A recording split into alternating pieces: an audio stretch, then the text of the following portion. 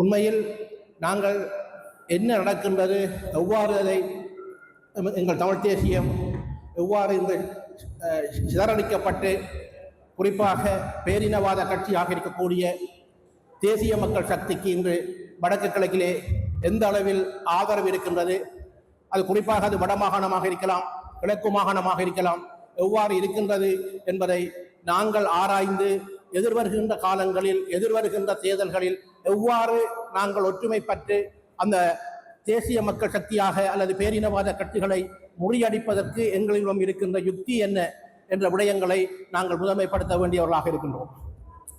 உண்மையிலே கடந்த 2024 நவம்பர் மாதம் 14ஆம் தேதி இடம்பெற்ற பாராளுமன்ற பொதுத் தேர்தலிலே உங்கள் எல்லோருக்கும் தெரியும், தேசிய ரீதியாக 159 ஆசனங்களை தேசிய மக்கள் சக்தி பெற்றிருந்தது. எதிர்கட்சியிலே 66 உறுப்பினர்கள் அதில் வெற்றி பெற்றிருந்தார்கள். அதிலே மூன்றாவது கட்சியாக எமது இலங்கை தமிழரசு கட்சி 8 ஆசனங்களை பெற்றிருந்தது. இலங்கை தமிழரசு கட்சி 8 ஆசனங்களை பெற்றாலும் கூட வடகிழக்கிலே இருந்து தெரிவான அந்த 8 ஆசனங்களை விட வடகிழக்கிலே இருந்து தேசிய மக்கள் சக்தி 12 ஆசனங்களை பெற்றிருக்கின்றது. அதிலே வெட்கக்கேடான விடயம் என்னவென்றால் 4 சிங்கள பாராளுமன்ற உறுப்பினர்கள் அம்பாறை மாவட்டத்திலும் தெரிவு செய்யப்பட்டிருக்கின்றார்கள். ஆகவே நாங்கள் தான் வடக்கு கிழக்கில் பெரிய கட்சியாக இருக்கின்றோம் என்று சொல்வதை இந்த தேர்தல் முறியடித்திருக்கின்றது என்பதை நாங்கள் எல்லோரும் உன்னிப்பாக்க வேண்டியவராக இருக்கின்றோம். ஆகவே இந்த இவ்வாறான விடயம் ஏன் இந்த தேர்தலில் வந்தது?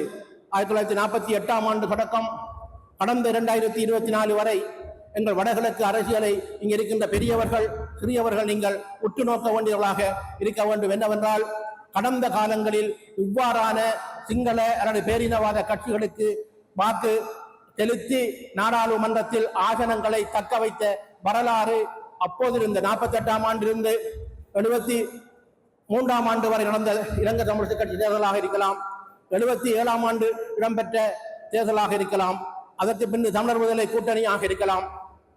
2021 ஆகஸ்ட் 21ஆம் தேதி தமிழ் தேசிய கூட்டமைப்பு உருவாக்கப்பட்டதற்கு பிறகு கடந்த இறுதியாக நடந்த 2020 தேர்தலாக இருக்கலாம்.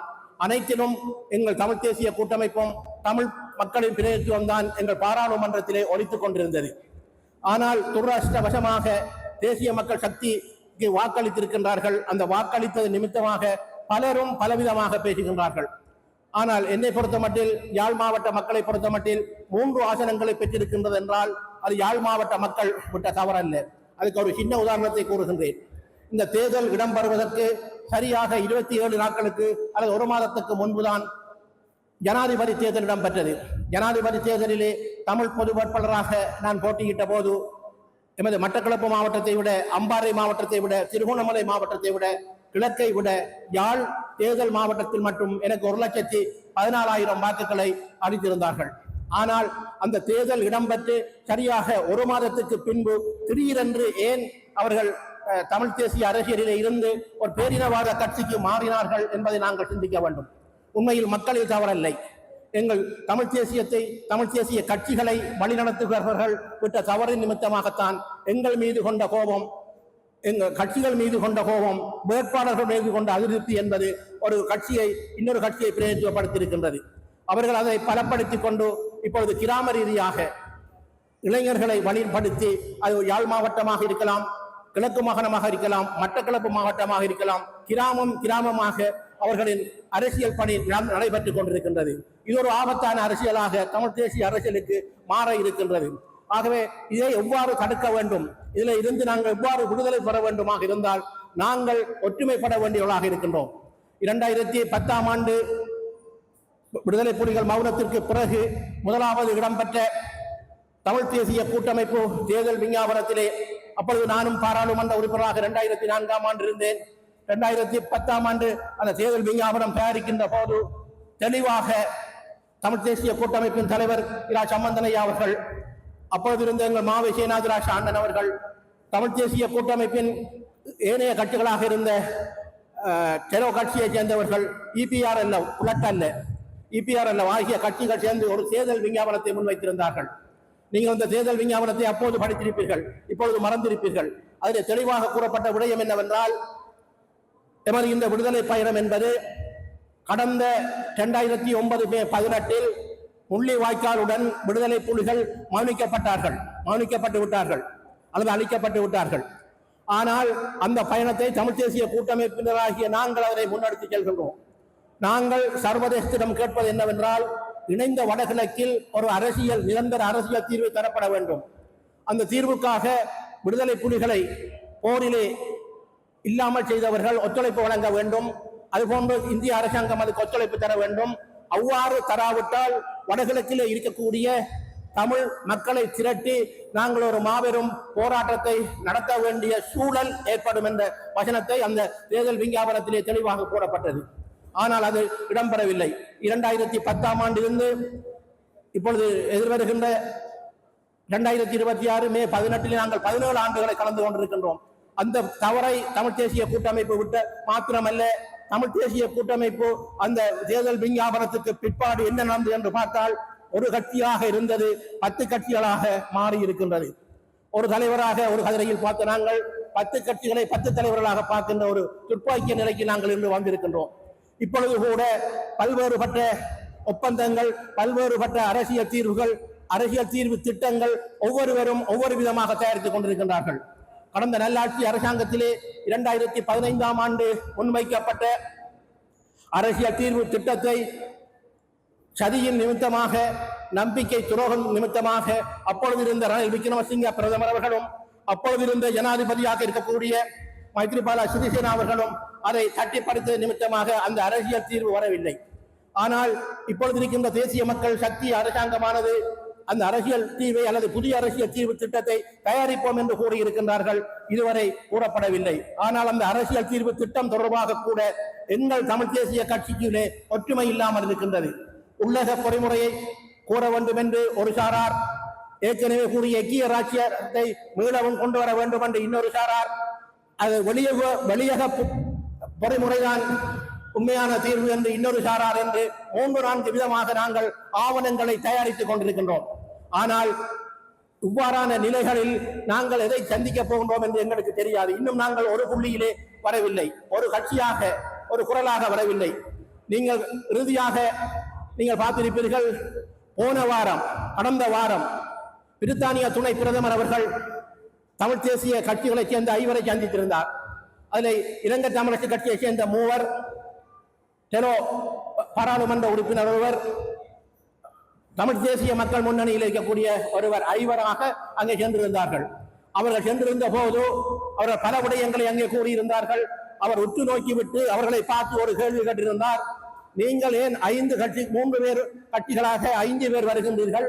எல்லோரும் சேர்ந்து ஏன் ஒரு கட்சியை நீங்க பலப்படுத்த முடியாது என்ற கேள்வியை கேட்ட போது இவர்கள் திணறி போய் ஒவ்வொருவரும் ஒவ்வொரு விதமாக அவரை சமாளித்து கருத்து கூறினார்கள். இதை நான் ஏன் கூற வருகின்றேன் என்றால், வெளியிலே இருந்து வருகின்ற சர்வதேச ராஜதந்திரிகளாக இருக்கலாம், இந்தியாவில் இருக்கின்ற ராஜதந்திரிகளாக இருக்கலாம், இலங்கையிலே இருக்கக்கூடிய இதே கேள்வியை முன்னாள் ஜனாதிபதியாக இருக்கக்கூடிய 2020 ஆண்டு ஜனாதிபதியாக இருந்த ரணில் விக்ரமசிங்க அவர்கள் கூட தமிழ் தேசிய கட்சிகள், நான் இங்க இருக்கின்ற எங்கள் பாராளுமன்ற உறுப்பினராக யாரும் போயிருப்பார்கள் என்று நினைக்கின்றேன். போன போது ரணில் அவர்கள் கேட்ட கேள்வி என்னவென்றால், நீங்கள் எல்லோரும் ஒரு தீர்வை தாருங்கள், நாங்கள் பரிசீலிக்கின்றோம் என்று அந்த பந்தை எங்களிடமே போட்டுவிட்டு சென்றார்.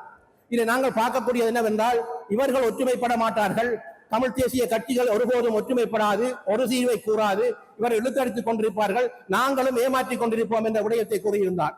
இதே போன்றுதான் மோடி அவர்கள் கடந்த வருடம், நான் நினைக்கின்றேன் சம்பந்தனையா இருக்கின்ற நேரத்தில் நினைக்கிறேன், அவர் பிறப்பதற்கு முந்தைய என்று நினைக்கின்றேன், வந்தபோது கூட அவர் இதே விடயத்தை கூறியிருந்தார். நீங்கள் எந்த தீர்வு என்று எல்லோரும் சேர்ந்து ஒன்றை கூறுங்கள். நீங்க ஒவ்வொரு விதமாக, ஒருவர் 13 என்கின்றார், ஒவ்வொரு சமஷ்டி என்கின்றார், ஒருவர் ஒவ்வொரு விதமாக கேட்டுக்கொண்டிருக்கின்றீர்கள். ஆகவே ஒன்றை கேளுங்கள் என்று கூறுகின்ற ஒரு விடயம் இப்பொழுது வந்திருக்கின்றது. நாங்கள் சமஷ்டிக்காக தந்தை செல்வா அவர்கள் போராடினார் ஐக்கிய ரீதியாக. அது சரிப்பட்டு வராத விடையால் ஆயுத ரீதியான போராட்டத்தை நாங்கள் தமிழீழம் கோரி எனக்கு முன்பு தலைமை உரை பேசிய வட்டுக்கோட்டை தீர்மானத்தில் எடுத்து அந்த இலக்கை அடைவதற்காக தமிழீழ விடுதலை புலிகள் அவர்கள் மாபெரும் தியாகத்தை செய்தார்கள். ஆனால் இன்று சர்வதேச மயப்படுத்தப்பட்ட போராட்டத்தில் நாங்கள் இருந்திருக்கின்றோம். இப்பொழுதோ நாங்கள் தமிழகத்தையும் கைவிட்டு விட்டோமா அல்லது சமஷ்டியும் கைவிட்டு விட்டு இப்பொழுது வருகின்ற ராஜதந்திரிகளிடம், பிரித்தானிய ராஜதந்திரிக்கு முன்பு கனடா ராஜதந்திரி அவர்கள் இலங்கைக்கு வந்த போது 2 கட்சிகளை அங்கு சந்தித்திருந்தார்கள் தனித்தனியாக. இலங்கை தமிழரசு கட்சியை சேர்ந்தவர்கள் ஜனநாயக தேசிய கூட்டமைப்பை சேர்ந்தவர்கள் சந்தித்திருந்தார்கள். அங்கே அவர்கள் ஜனநாயக தமிழ் தேசிய கூட்டணி அங்கு அவரிடம் கேட்ட விடயம் என்னவென்று தெரியுமா?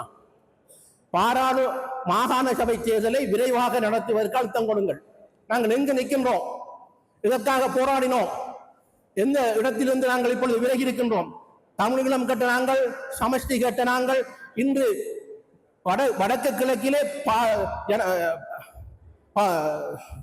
மாகாண சபை தேர்தலை நடத்துவதற்கு அழுத்தம் கொடுக்குமாறு சர்வதேசத்திடம் ஓடுகின்ற ஒரு கேவலமான அரசியலுக்கு நாங்கள் இன்று வந்திருக்கின்றோம்.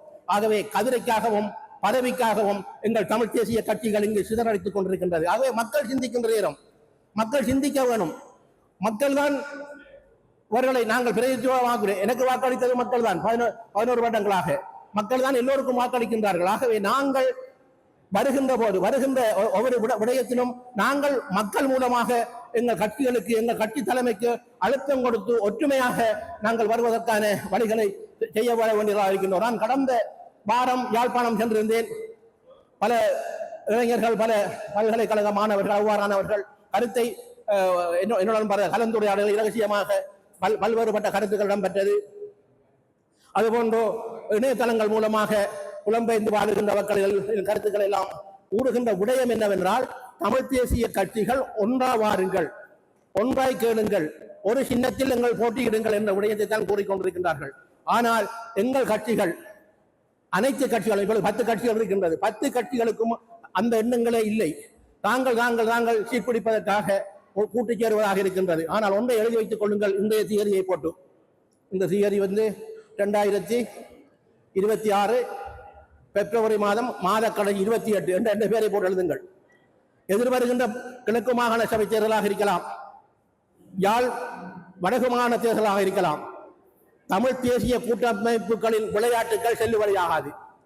அவ்வாறு ஒன்றாய் வராவிட்டால் இளைஞர் அணியாக, ஒரு பொது அணியாக கிழக்கிலும் வடக்கிலும் வேட்பாளர்களை நிறுத்துவதற்காக அவர்களான ஆயத்த பணிகள் இப்பொழுது இடம்பெற்றுக் கொண்டிருக்கின்ற என்ற கருத்தை மாத்திரம் கூறியிருக்கின்றேன். ஆகவே இதை வராமல் தடுக்க வேண்டுமாக இருந்தால், நாங்கள் தமிழ் தேசியத்தை, தமிழ் பாரம்பரிய கட்சிகளை நாங்கள் பலப்படுத்த வேண்டுமாக இருந்தால், கட்சியிலே இருக்கின்ற தலைமைகள், கட்சியிலே இருக்கின்ற அணிகள் ஒன்றாக வேண்டும். கட்சியிலே இருக்கின்றவர்கள் அதனை உணர்ந்து நாங்கள் எதிர்காலத்திலே செயல்பட வேண்டும் என்ற வேண்டுகோளை விடுக்கின்றேன். கிழக்கு மாகாண சபையை பற்றி கூறிய போது ஒரு சின்ன விடயத்தை கூறியது பேச்சு முடிக்கின்றேன். 2008ஆம் ஆண்டு 1வது கிழக்கு மாகாண சபை தேர்தல், அது உங்களுக்கு எப்படி நடந்தது என்று தெரியும், எப்படி வாக்களித்தது யார் என்பதெல்லாம் உங்களுக்கு தெரியும். ஆனால் 2012 தான் நாங்கள் தமிழ் தேசிய கூட்டமைப்பு முதலாக அந்த தேர்தலை நாங்கள் போட்டியிடுகின்ற போது அதில் வந்த வேட்பாளர்கள் ஒவ்வொரு கட்சியிலும் இருந்த, கட்சிகளை விடுங்கள், கட்சியிலே நாங்கள் எங்கள் தமிழ் தேசிய கூட்டமைப்பு 11, TMPP 1, 12 தமிழர்கள், 15 இஸ்லாமியர்கள் தெரிவு செய்யப்பட்டார்கள், 8 சிங்களவர்கள் தெரிவு செய்யப்பட்டார்கள். 2012ஆம் ஆண்டு ஆட்சி அமைக்கின்ற போது 11 ஆசனங்களை கொண்டு நாங்கள் விட்டுக் கொடுத்து விட்டோம் என்று பலர் குறை கூறுகின்றார்கள்.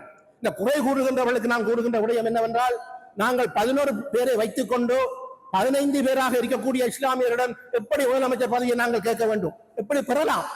முதலில் ஆசனங்களை நாங்கள் அதிகரித்தோமா அல்லது கட்சிகளிலே இருந்து தமிழர்களை அதிகரித்தோமா என்பதை நாங்கள் சிந்திக்கவில்லை. அந்த 11ஐக்கும் கொடுத்து விட்டோம் என்ற குறைதான் எங்களுக்கு தமிழ் தேசிய கூட்டமைப்புக்கு இன்று வரையும் இருந்து கொண்டிருக்கின்றது. ஆகவே இந்த குறையை தீர்க்க வேண்டுமாக இருந்தால், எதிர்வருகின்ற கிழக்கு மாகாண சபை தேர்தலில் நீங்கள் 2024 புள்ளி விவரத்தை இப்பொழுது எடுத்து பார்ப்பீர்களாக இருந்தால், இறுதியாக கடந்த மாதம் வந்த புள்ளி விவரத்திலே இஸ்லாமிய மக்கள் கிழக்கு மாகாணத்திலே 39% இருக்கின்றார்கள்.